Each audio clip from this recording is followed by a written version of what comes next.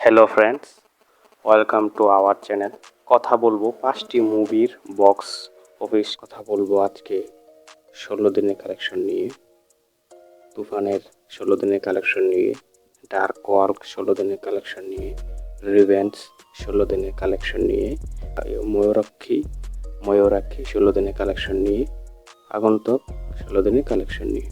আরও জানিয়ে দেই, তুফান সিনেমাটি তুফানের মতনই ব্লকবাস্টার করে যাচ্ছে, ওয়ার্ল্ড ওয়েড ভালো কামাচ্ছে এবং দুবাই ইউএসএ ওইখানে কিন্তু হলে খালি যাচ্ছে না, শো পুরা জমজমা যাচ্ছে, টিকিট পাওয়া যাচ্ছে না। বাংলাদেশের ইতিহাসে সবচেয়ে আয়কর সিনেমা হবে এটি। মেগাস্টার শাকিব খান স্যারের হাত দিয়েই বাংলাদেশের সিনেমার পথ আরও এগিয়ে যাবে এবং ইতিহাস করবে। প্রথমে কথা বলবো আগন্তুক মুভি নিয়ে। এর বাজেট 1,20,00,000 টাকা। লিডিং রোলে পূজা সেরি। এই মুভিটি ভালো আয় করবে এবং দর্শকের মুখে ভালো রেসপন্স আসছে, পজিটিভ রিভিউ আসছে। 16 দিনের কালেকশন বাংলাদেশ থেকে 6 লক্ষ টাকা, টোটাল 1,90,00,000 টাকা।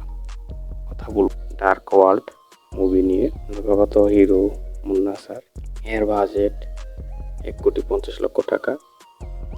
এই মুভিটি ভালো হয়েছে, অ্যাকশন তামিলের মতো দর্শকরা বলছে। দেখা যাক এই box office collection. 16 day collection Bangladesh 3 লক্ষ টাকা, টোটাল 1 কোটি টাকা। কথা বলবো রিভেঞ্জ মুভি নিয়ে।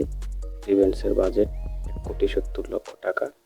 লিড রোলে জিয়াউল রসুন স্যার এবং বুবলি ম্যাম। এই মুভিটি প্রথমে হাইপ ভালো ছিল, কিন্তু এখন দিন দিন এটার হাইপ কমে যাচ্ছে। 6 ডে কালেকশন বাংলাদেশ থেকে 4 লক্ষ টাকা, 1,44,00,000 টাকা। এখন কথা বলবো তুফান নিয়ে, যার সিনেমা দিয়ে বাংলাদেশ ইন্ডাস্ট্রি বেঁচে আছে এবং হল মালিকরা বেঁচে আছে। একমাত্র ভরসা আমাদের মেগাস্টার, এখন global star Shakib Khan sir. তুফান মুভিতে উনি অনেক ভালো অভিনয় করেছে এবং এই প্রত্যাশা প্রায় 100 কোটি টাকা কামাবে ছবিটি। দেখা যাক। 16 ডে কালেকশন 90 লক্ষ টাকা বাংলাদেশ থেকে। 5 দিনের টাকা ওভারসিজ 64 লক্ষ টাকা। ওয়ার্ল্ড ওয়েড 1,54,00,000 টাকা, টোটাল 37,95,00,000 টাকা।